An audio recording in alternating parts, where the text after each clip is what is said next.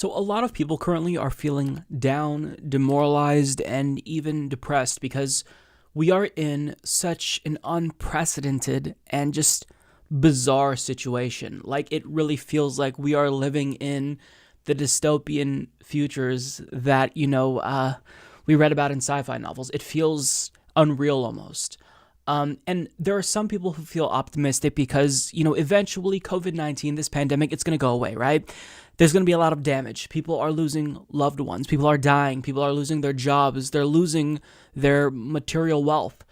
But at the end of the day, we will one day be able to say that we can put this behind us. But that isn't enough for a lot of people. Like the 2020 election, it's adding to the bleakness. It's adding to this sense of just desperation because I don't think people fully get it. So I wanted to take some time to share a perspective with individuals who think that everything will be peachy keen if we just get Donald Trump out of office. Because for a lot of millennials, a lot of leftists, they don't feel that way. Now, I'm not trying to perpetuate some type of false equivalence between Donald Trump and Joe Biden. There are meaningful differences between these two individuals. But the problem is that, the left had an opportunity to replace the system possibly, or at least start replacing that system, get us on the trajectory of social democracy. We had a second chance at electing someone who we felt actually was going to fight for us. Now, Bernie, he's not someone who I felt like was the savior. He'd, fix all the problems that the country had. But to me, I felt like he was going to give us a fighting chance. But now, with the situation that we're in, there's no sense of, an end in sight, right? Like with COVID-19, we can say, well, at least in a year or two, or like worst case scenario, a couple of years, we'll get past this. But with the current political situation we are in, there's no light at the end of the tunnel. It feels like we're going to keep repeating the same thing over and over every single election cycle. We're going to have a pendulum that swings to a Republican 8 years and then a Democrat for another 8 years and back and forth. And, so long as we maintain this cycle of neoliberalism, it's not like things stay the same, right? The situation doesn't remain static. The country and the world deteriorates. The situation for normal working people gets exponentially worse with each cycle. So let's just explain why so many young people can't get excited right now about the prospect of getting rid of Donald Trump, even though I think that is important. The problem is that we're not going to undo the mechanisms that led to Donald Trump's rise in the first place. Any competent moral society would never allow a far-right demagogue like Donald Trump to get elected. And it's not like the United States of America is unique here. We're seeing far-right extremism pop up in countries around the world. In Brazil with Jair Bolsonaro. In India with Narendra Modi. This is not a unique phenomenon. We're seeing this almost everywhere, right? And it's happening because the global capitalist consensus is failing working people everywhere. So as working people become more desperate around the world, they become more susceptible to radicalization. Now, sometimes they lurch further to the left. Other times they, lurch to the right because a right-wing demagogue will offer them a solution.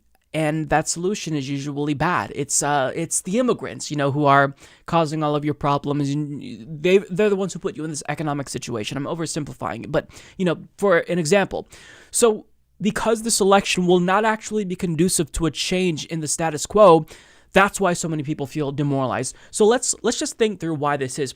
We have a certain set of outcomes. We have two main outcomes, right? And a third possibility, which is highly unlikely, albeit still possible. So outcome number one, Trump is defeated. Joe Biden becomes president. Outcome number two, Joe Biden is defeated. Donald Trump remains president. And in the very unlikely situation, Joe Biden is replaced and steps down. Now, because I feel like that's almost, I don't want to say impossible, but very, very unlikely, we'll talk about that one first. So just on principle, I can't necessarily endorse the idea that Joe Biden should be replaced like we do some type of switcheroo at the convention, because even if I don't like Joe Biden and I disagree with him on everything, if he got more votes, he got more votes. The only, way that I would actually get on board with that situation is if he stepped down, right?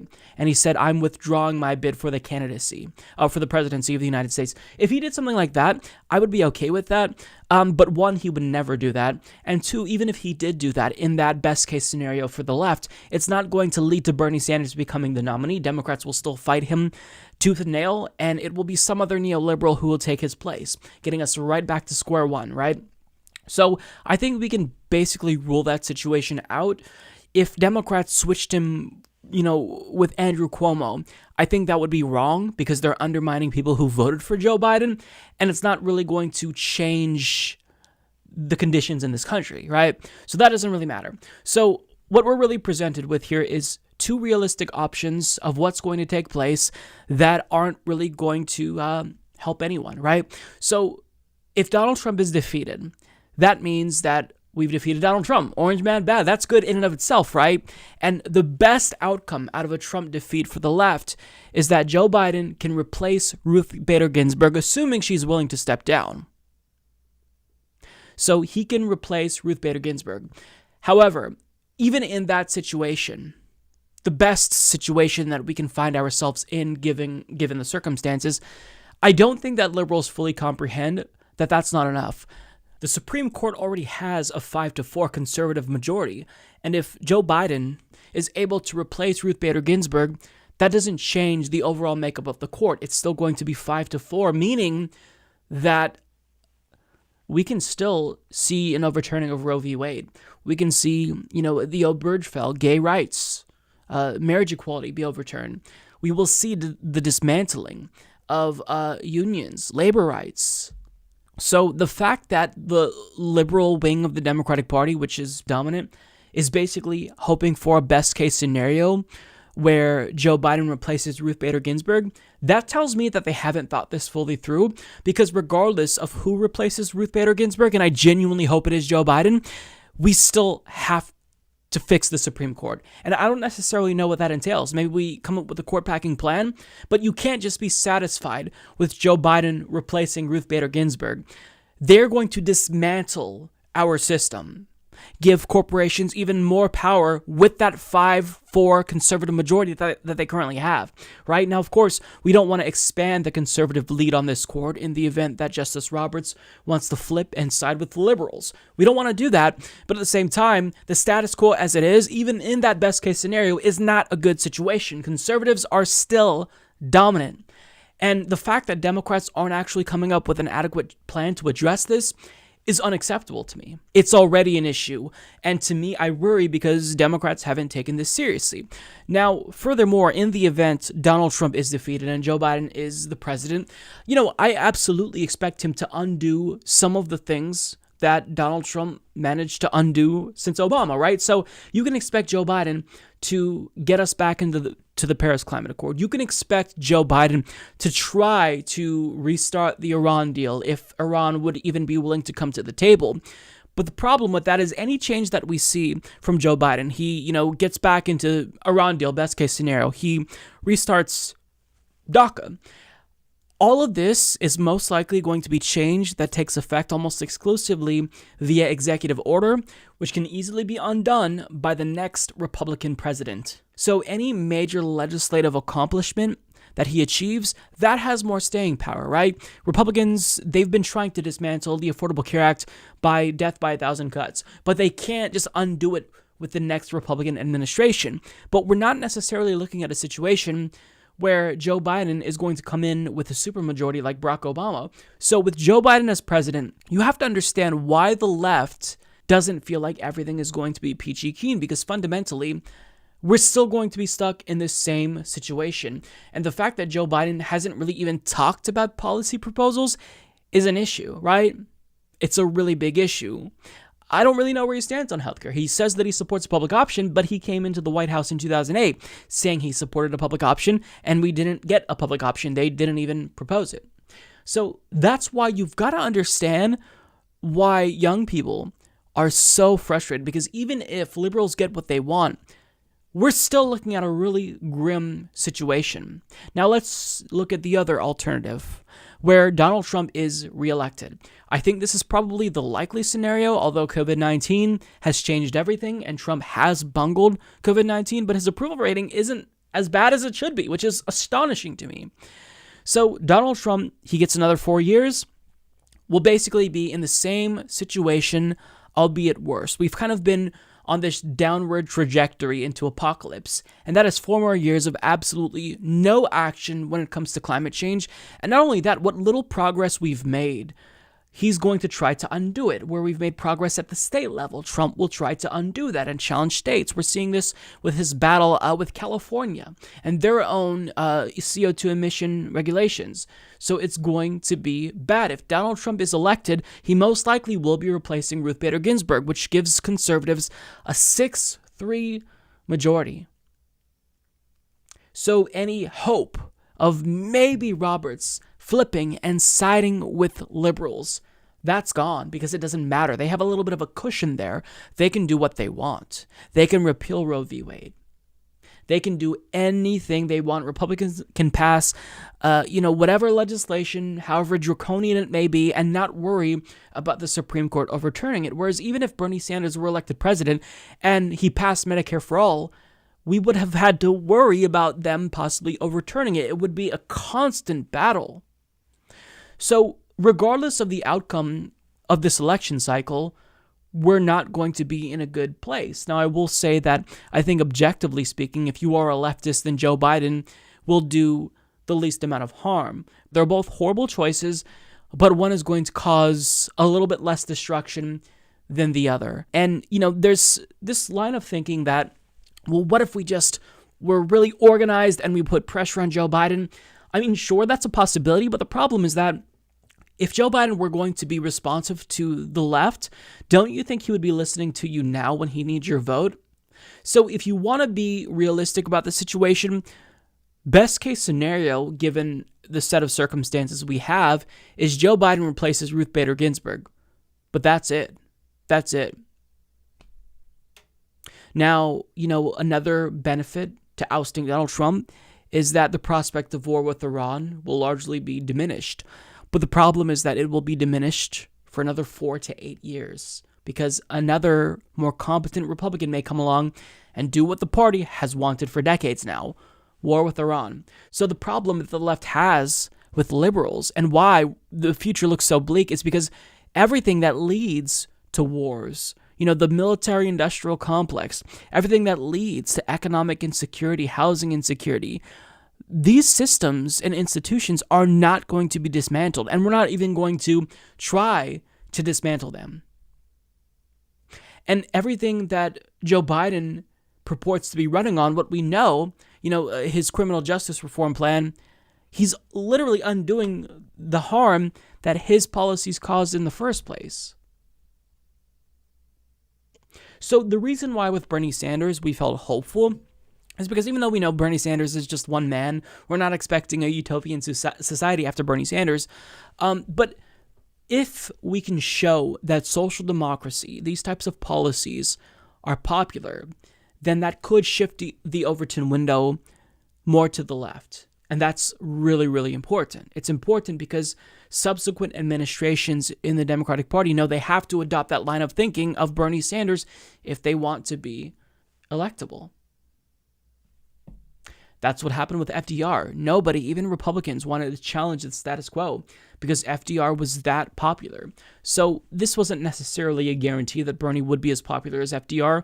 Who knows, right? We didn't have Fox News back during the FDR days. But the point is that we would have been given a fighting shot. But with basically, the coronation of Joe Biden as the nominee, and with the prospect of him or Trump winning, that's why the left is so demoralized. Because fundamentally, nothing will change. If Joe Biden beats Donald Trump, things are going to get a little bit better temporarily, right? He'll undo what Trump did temporarily. But everything he undoes will be undone by the next Republican. I mean, anything that Obama did that was good, Trump undid that. So we're going to go back and forth, and over the course of time, things will get worse and worse and worse. And the problem is that whenever we think we've hit rock bottom, we go lower. Things get worse. Now we have a pandemic. So it's really frustrating. And I don't want to make this video to get everyone down and make them feel depressed. But we have to be realistic about what we're working with. We can't delude ourselves into thinking that Joe Biden is going to be good or even competent, because I don't believe he will be good or competent. If he beats Donald Trump, well, okay, Trump's out of office. That's good. He's a psychopath. He's crazy. But at the end of the day, will Joe Biden actually change the country so we don't see another Donald Trump? No. Now, some leftists may think, well, at least if Joe Biden loses, then, we get to try again in 4 more years. But the problem with that is the damage that Trump causes in another 4 more years. I mean, it's going to be irreparable in some ways, right? Things that he does, we can undo them with a Democratic administration in the future. But a lot of what he does, we can't undo that. Like when it comes to environmental degradation, we can't really undo that. We don't have another 4 more years to undo the progress that we've made when it comes to climate change. So it's not like things have to get worse before they get better. I genuinely don't agree that that is going to happen. Regardless of what happens, the outcome of this 2020 election, we're going to be in a bad place. And, if you think that the left is going to have a better chance in 2024, the problem is that we have no leadership now. Bernie's not going to run again. So who's going to step up? Who's going to be that next left-leaning leader?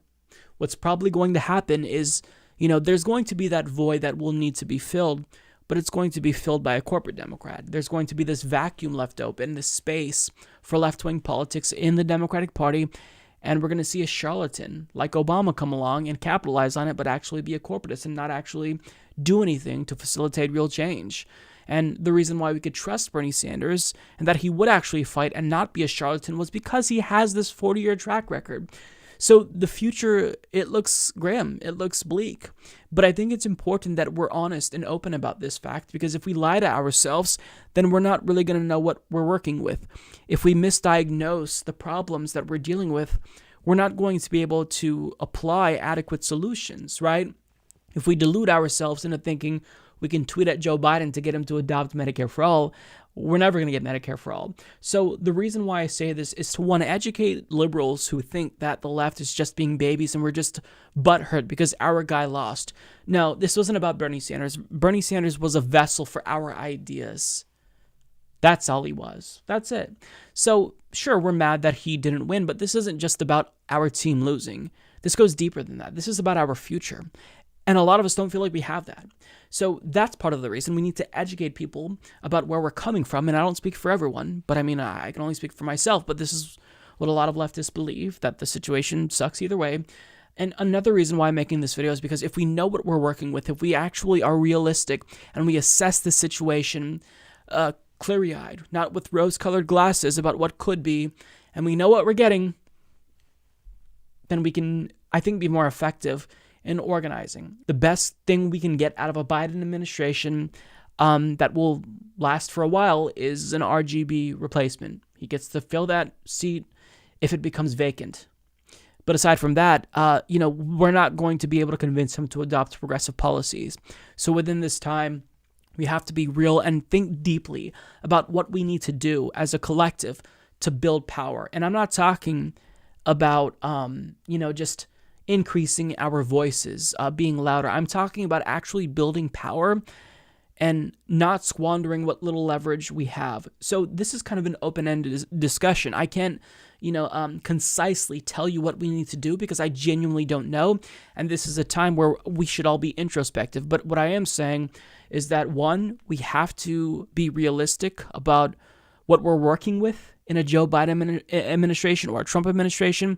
But either way, we're going to have to fight, and we've got our work cut out for us. But what's most important about all of this is not that you take all of this as, permission to give up because, Mike says everything is bleak, let's just check out of politics.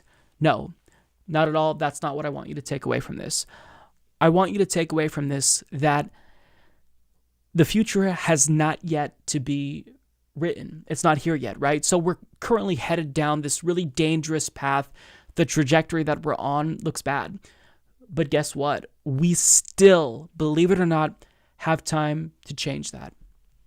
And it doesn't matter if Donald Trump or Joe Biden becomes president, our actions shouldn't change, right? I mean, I'm not saying it doesn't matter like they're the same. Again, don't want to perpetuate a false equivalency, but what I'm saying is it doesn't matter insofar as the left, decides what action we need to take, because irrespective of what happens, whatever the outcome may be of 2020, we have to be united as lefties, and we have to be really organized, and I think more savvy going forward to actually become powerful and get the policies that we want implemented into law.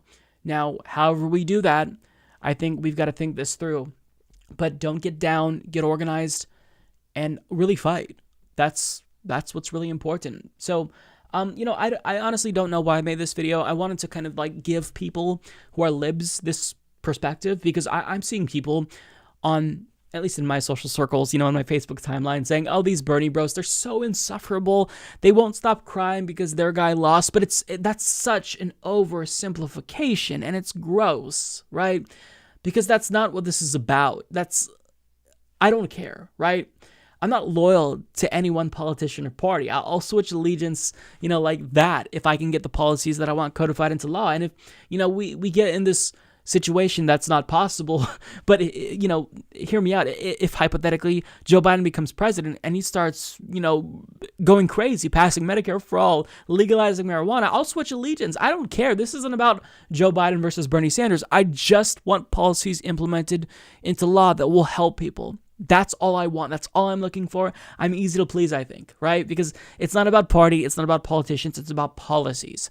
And that's really what I try to center myself on, as personality-driven as American politics can be. So I thought maybe this can be helpful for people who don't have that perspective, who don't know what millennials are dealing with. And also, I thought, it would be important for the left to really acknowledge what we're going to be working with, because I don't want you to think that if Joe Biden is elected, everything is going to be peachy keen. But I also don't want you to think that, if Donald Trump is reelected, oh, we're just going to try again and we'll definitely win in 4 years. Things don't often go according to plan. My plan was for Bernie to get elected. Second time, we're stronger. We know more. We can use what we learned from 2016 to get him elected. In 2020, people change, things change, and, a lot of things will be different in 2024. So don't bank on that. Don't only bank on electoral politics. But what I do know is going forward, try to be more savvy and try to realistically look at the situation that we're in so you know how to respond appropriately. And that's really all that I can say.